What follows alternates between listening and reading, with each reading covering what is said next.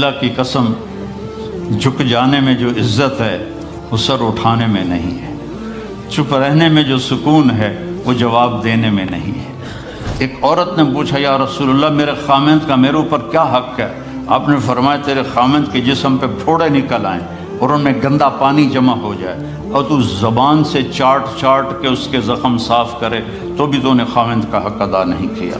دونوں کو بیلنس کیا ہے۔ بہترین مسلمان وہ ہے جس کا بیوی کے ساتھ اچھا سلوک ہو۔ جب تک آپ کو صبر اور برداشت کرنا نہیں آئے گا آپ کی زندگی خوبصورت نہیں ہو سکتی۔ غصے کو پینا سیکھو، غصے کو دبانا سیکھو، غصے کے وقت چپ رہنا سیکھو تو آپ کی زندگی بڑی خوبصورت ہو جائے گی۔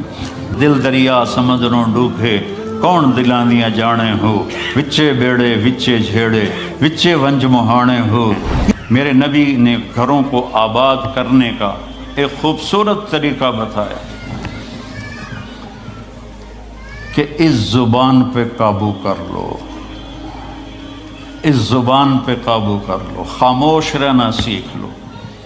غصے کے بیوی کو غصہ چڑھ جائے تو خامند چپ کر جائے، خامند کو غصہ چڑھے تو بیوی چپ کر جائے تو آپ کا گھر خوبصورت رہے گا۔ اگر دونوں ہی آگ لگ گئی اور دونوں ہی بولنا شروع ہو گئے تو آپ بھی گئے، آپ کے بچے بھی گئے۔ اپنی زبان پہ قابو پانا سیکھو۔ ہماری ایک دھوبن تھی ماسی شریفہ، فوت ہوگی بیچاری، وہ تھی بڑی لڑاکی، چھوٹے قادی آئے تھے، چنگا شرلی پٹاخہ ہے، تو وہ آئی میری بہن کے پاس، کہتی بی بی میریاں نوواں میرے نال بڑا لڑدیاں، لڑتی آپ تھی، میریاں نوواں میرے نال بڑا لڑدیاں، میں نے کوئی تویز دے کہ ساریاں میریاں نوکر بن جانا۔ اب میری بہن کو تو پتہ تھا کہ ماشاءاللہ آپ سوا سیر ہے، تو میری بہن تویز گنڈے کا ہمارے ملک میں بڑا رواج ہے، تو ایسے الٹی سیدھے لکیریں لگا کے نا تو رول کر کے چھوٹا سا بنا کے نا کہا کہ ماسی جب تیری لڑائی ہونے لگے تو یہ تعویذ تم نے یہاں رکھ لینا اور چک مار لینا ایسے، اور اس کو گرنے نہیں دینا، گر گیا تو وہ تیری خیر کوئی نہیں۔ اور اس نے کیا کیا، اس کو چپ کروانے کا طریقہ، تو تعویذ کی تو بڑی اہمیت ہوتی ہے۔ تو ایک ہفتے کے بعد آ گئی، بی بی تو بڑا چنگا تعویذ دیتا، ساری لڑائی ختم ہو گئی کیونکہ ماسی شریفہ چپ ہو گئی۔ تو یہ سب ان عورتوں کو بھی تعویذ دیتا ہوں، ماسی شریفہ والا آپ کو بھی دیتا ہوں۔ ماسی شریفہ والا تعویذ لے لو، آپ کی زندگی بڑی خوشحال ہو جائے گی۔ اللہ کی قسم جھک جانے میں جو عزت ہے وہ سر اٹھانے میں نہیں ہے، چپ رہنے میں جو سکون ہے وہ جواب دینے میں نہیں ہے۔ آپ خاموش رہنا سیکھو، آپ اپنے بچوں کو عزت دینا سیکھو، اپنے بچوں کو ٹائم دیا کرو۔ یہاں مرد کی بھی جاب ہے، عورت کی بھی جاب ہے، تو بچے نظر انداز ہوتے ہیں، ان کو ٹائم دو۔ میرے نبی نے فرمایا اکرموا اولادکم، اپنی اولاد کو عزت دو، اور آپ نے فرمایا خیرکم خیرکم لأہلہ، سب سے بہترین مسلمان وہ ہے جو بیوی سے اچھا سلوک کرے۔ اور ایک عورت نے پوچھا یا رسول اللہ میرے خامند کا میرے اوپر کیا حق ہے؟ آپ نے فرمایا تیرے خامند کے جسم پہ پھوڑے نکل آئیں اور ان میں گندا پانی جمع ہو جائے اور تو زبان سے چاٹ چاٹ کے اس کے زخم صاف کرے تو بھی تو نے خامند کا حق ادا نہیں کیا۔ دونوں کو بیلنس کیا ہے۔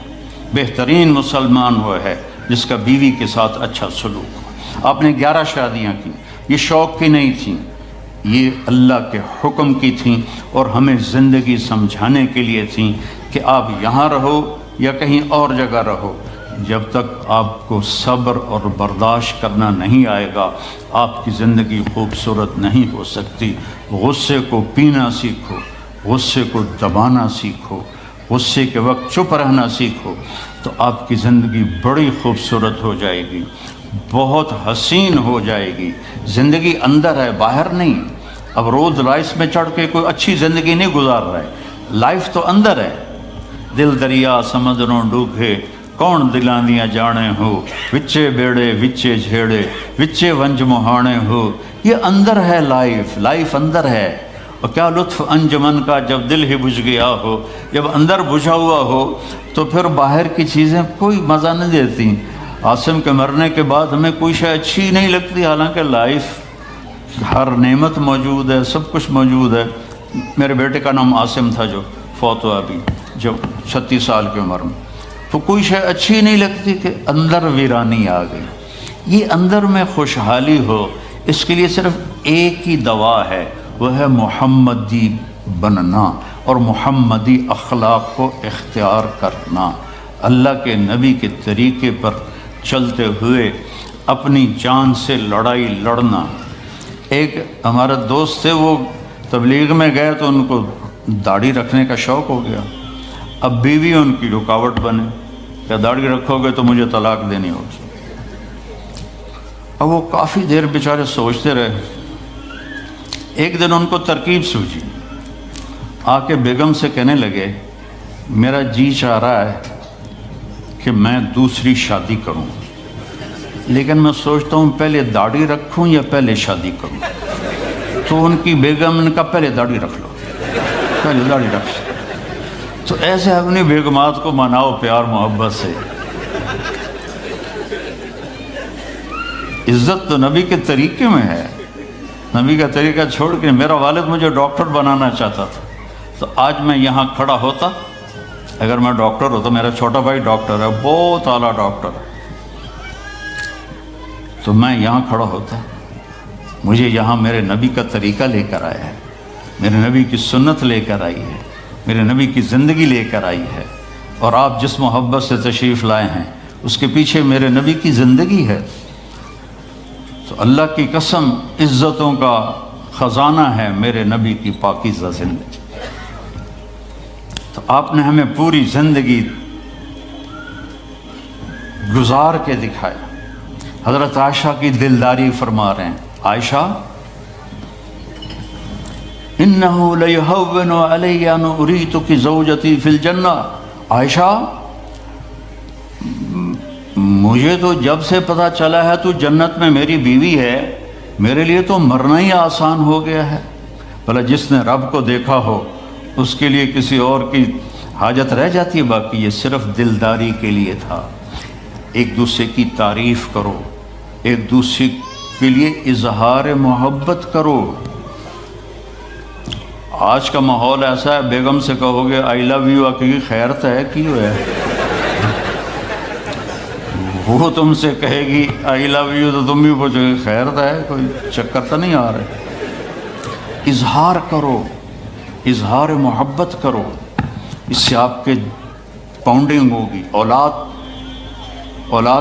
کو ماں باپ سمجھتے ہیں بس ہماری اولاد ہے، ہمیں ان سے پیار ہے، ان کو عزت دو، ان سے اظہار محبت کرو۔ ڈاکٹر عبدالحی صاحب ایک بڑے بزرگ گزرے ہیں، وہ اپنے ایک مرید کے ہاں کھانے پہ گئے تو پوچھنے لگے کھانا کس نے بنایا؟ تو مرید نے کہا جی میری بیگم نے بنایا۔ کہا اس کو بلاؤ۔ ان کی بیگم آ گئی تو فرمانے لگے بیٹی آپ کا کھانا کھایا بہت ہی اچھا تھا، بہت مزے کا تھا۔ وہ رونے لگی دھاڑ دھاڑ۔ تو وہ ڈاکٹر صاحب پریشان ہو گئے کہ بیٹی خیریت تو ہے، کیا ہوا؟ تو وہ کہنے لگی حضرت آپ کے مرید کے پاس مجھے 30 برس ہو گئے، 30 سال، کبھی ایک دن اس نے میری کسی چیز کی تعریف نہیں کی۔ تو اظہار کرو، اظہار کرو۔ حضرت فاطمہ وہاں سے دروازے میں داخل ہو رہی ہیں، آپ کمرے میں بیٹھے ہوئے ہیں یا لیٹے ہوئے ہیں یا کرسی پر ہیں یا زمین پر ہے، جو ہی حضرت فاطمہ تھے تو اب ایسے تیزی سے آگے بڑھتے تھے، وہیں نہیں کھڑے رہتے تھے، اور ایسے حضرت فاطمہ کا ہاتھ پکڑ لیتے تھے اور اس کو یہاں بوسہ دیتے تھے، اور کبھی ماتھے کا بوسہ لیتے تھے، پھر ہاتھ پکڑے پکڑے ان کو ایسے لاتے اور چارپائی پہ بٹھاتے، اس کے بعد خود بیٹھتے تھے۔ یہ میرے نبی کی عزت ہے اولاد کے ساتھ۔ یہ عزت دو، وہ تمہارے رہیں گے، تمہارے بن کے چلیں گے۔ ان کو نصیحت کی ضرورت نہیں ہے، ان کو تمہارے پیار کی ضرورت ہے۔ اور جب اللہ کے نبی حضرت فاطمہ کے گھر جاتے تو حضرت فاطمہ یہ کرتی تھی، وہ کھڑی ہو جاتی، آگے بڑھ کر اللہ کے نبی کے ماتھے کا بوسہ لیتی، پھر ان کا ہاتھ پکڑ کے ان کو چارپائی پہ بٹھاتی پھر خود نیچے بیٹھتی تھیں۔ تو اظہار بہت بڑی دوا ہے، بہت بڑی غذا ہے۔ انسان محتاج ہوتا ہے اچھے کیے کہ وہ تعریف چاہتا ہے، خوشامد نہیں ہے، خوشامد حرام ہے اور تعریف واجب ہے کہ اس کی حوصلہ افزائی کرو۔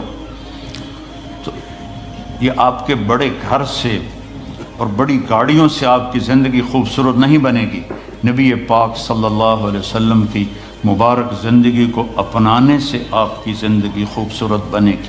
باقی سب دھوکہ ہے، میرے رب کی قسم، سب فریب ہے۔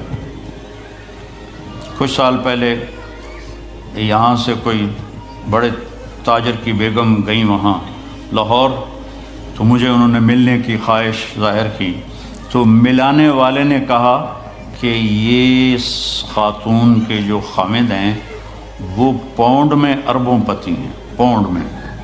ٹھیک ہے، وہ آ گئی اور آ کے رونا شروع کر دیا کہ لوگ مجھے سمجھتے ہیں میں بڑی خوش قسمت ہوں، بڑی دولت ہے، بڑی گاڑیاں ہیں، لیکن میں سب کو کیا کروں، میرے خامد کا سلوک ہی اچھا نہیں۔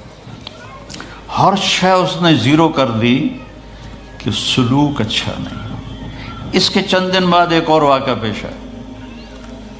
ایک نوجوان میرے پاس آیا کہ حضرت اللہ نے دنیا کی ہر دولت دی ہے، ہر شے دی ہے، لیکن میری بیوی کی زبان 30 فٹ لمبی ہے۔ میں کہا 29.5 فٹ کٹ دے، باقی ران دے۔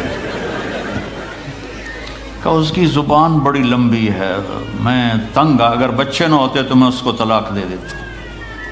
تو بھائی بہنوں، بچوں بچیوں، اگر زندگی کو خوبصورت بنانا ہے تو نبی کا طریقہ ہے، اللہ کی قسم اس کے سوا کوئی طریقہ نہیں۔